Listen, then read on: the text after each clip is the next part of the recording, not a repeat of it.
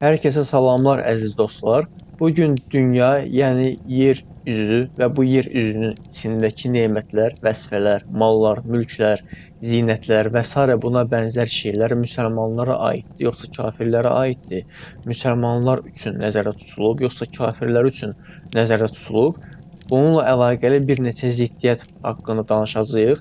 Gəlin Ənbiya surəsinin 105-ci ayətinə baxaq. Burada belə deyilir: Şübhəsiz ki, zikirdən sonra Zəburda da zikir deyəsən Tövrat nəzərdə tutulub. Yer üzünə salih qulların varis olacaqdır deyə yazmışdıq deyilir. Yəni buradan bunu başa düşürük. Yer üzü mömin, müsəlman, inancılı, salih qullara miras olaraq buraxılıb. Yəni yer üzü və içindəki nemətlər müsəlmanların, salih qulların hakimiyyətində olacaq. Bunu burada dəqiq bir şəkildə görürük və başa düşürük. Sonra da Ərəf surəsinin 32-ci ayətinə baxaq. Burada belə deyilir: De, Allahın qulları üçün yaratdığı zinəti və təmiz ruziləri kim haram etdi? De, bunlar dünya həyatında, xüsusilə də qiyamət günündə möminlərə məxsusdur. Kimə məxsusdur? Möminlərə. Biz anlayan bir qövm üçün ayələri belə bəyan edirik deyilir. Yəni əziz dostlar, yuxarıda da deyildiyi kimi dünya həyatındakı ruzilər, zinətlər, vəzifələr, zənginliklər və s. buna bənzər şeylər, bunların hamısı dünya həyatında möminlər üçün yaradılıb, onlar üçün nəzərdə tutulub. Xüsusilə də qiyamət günündə möminlərə məxsus imiş. İfadə olduqca aydındır. Bu da ikinci ayətimizdir. Yəni bu iki ayət də biz açıq bir şəkildə yer üzünün müsəlmanlar üçün nəzərdə tutulduğunu, onları varis etdiyini, yəni onların mirası olduğunu görürük. Bu ayətdə də yer üzündəki bütün nemətlərin, malların, mülklərin, zənginliklərin, vəzifələrin, zinətlərin və s. buna bənzər şeylərin hamısının möminlər üçün yaradıldığını və ancaq onların hakimiyyəti, suverenliyi altında olacağını görürük. Sonra da Bəqərə surəsinin 126-cı ayətinə baxaq. Burada belə deyilir: O zaman İbrahim demişdi: Ey Rəbbim, buranı təhlükəsiz bir şəhər et. Əhalisindən Allaha və axirət gününə inananlara hər növ məhsullardan ruzi ver. Allah dedi: Kafirləri dünya nemətlərindən bir qədər faydalandırar, sonra da cəhənnəm əzabına düçar edərəm. Ora nə pis bir dönüş yeridir, deyilir. Əziz dostlar, burada açıq şəkildə görürük ki, inkar edən kafirlər bu şəhərdə açıq aydındır ki, hakim bir vəzifədədirlər.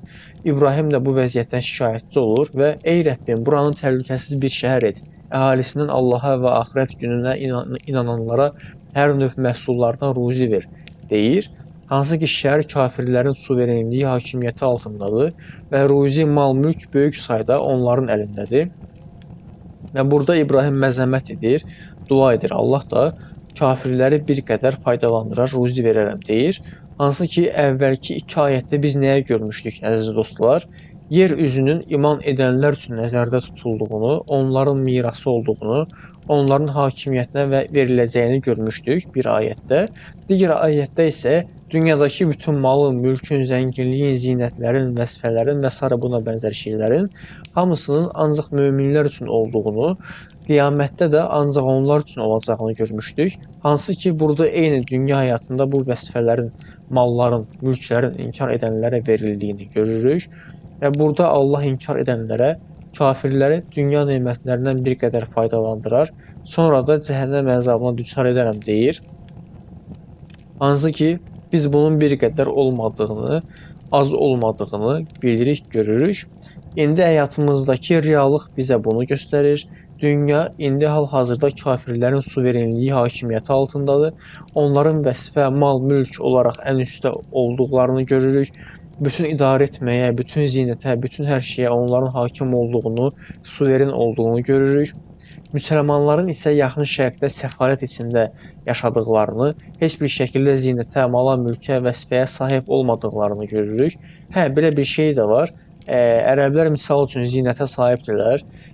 Dünya miqyasında vəzifə sahibi olmasalar da zəngindirlər, amma söz sahibi deyillər. Digər tərəfdən ərəblər xaricindəki digər müsəlmanlara baxdığımız zaman əsasən Səudiyyə Ərəbistanda çox sayda kasıb insan var. Orada da səfalət var, çox səfalət var. Sadəcə zəngin elit bir hissə var, hansı ki, ancaq ölkənin qaymağını onlar yeyir.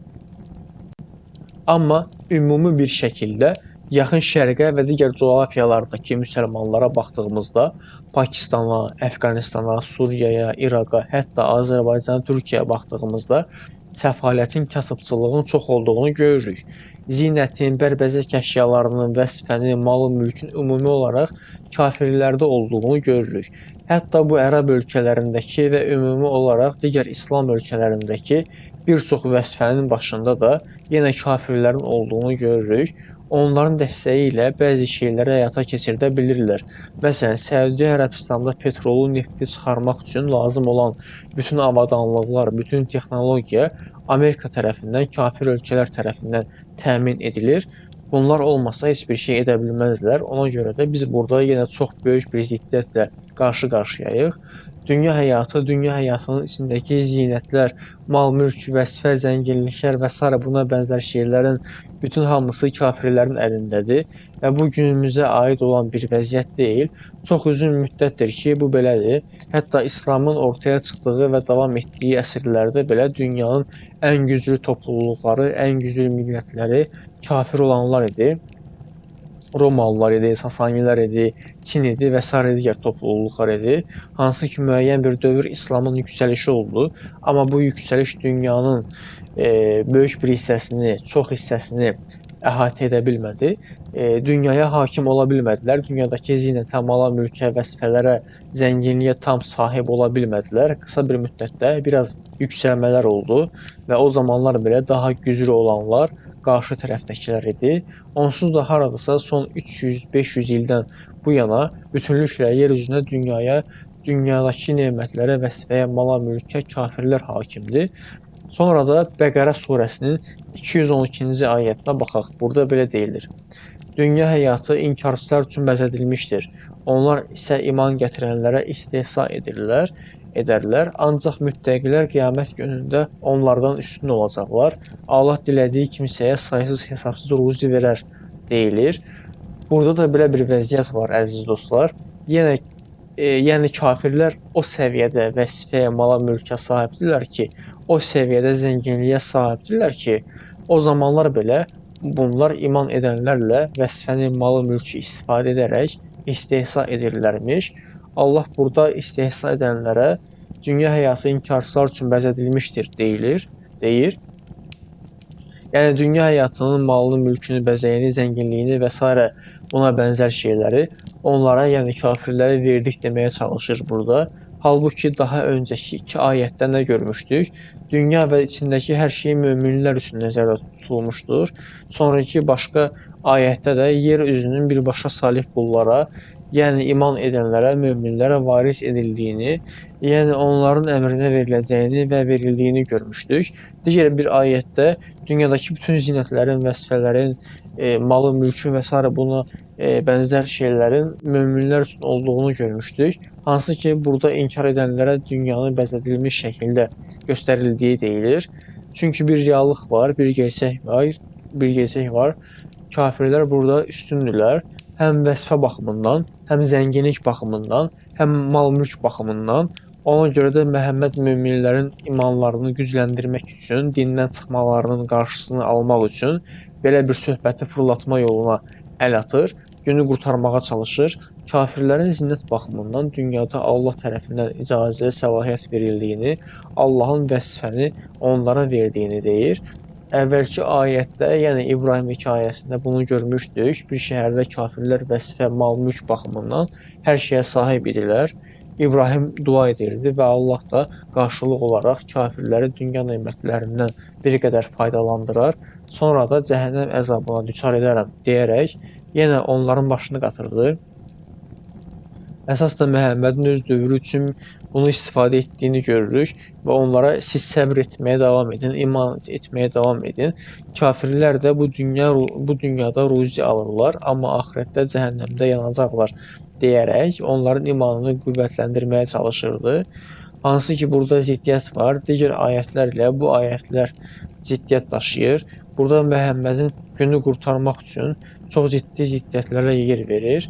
Bunu görürük. Digər ayətlər ilə bu ayətlərin açıq bir şəkildə ziddiyyət daşıdığına fikir vermir.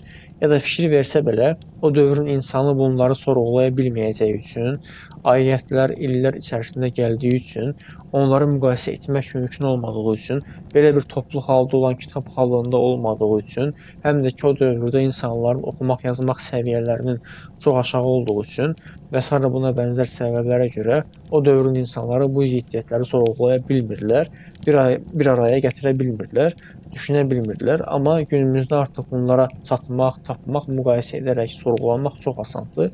Ona görə siz də sorğulayın, oxuyun, araşdırın. Bugünkü mövzu bu qədərdir, əziz dostlar.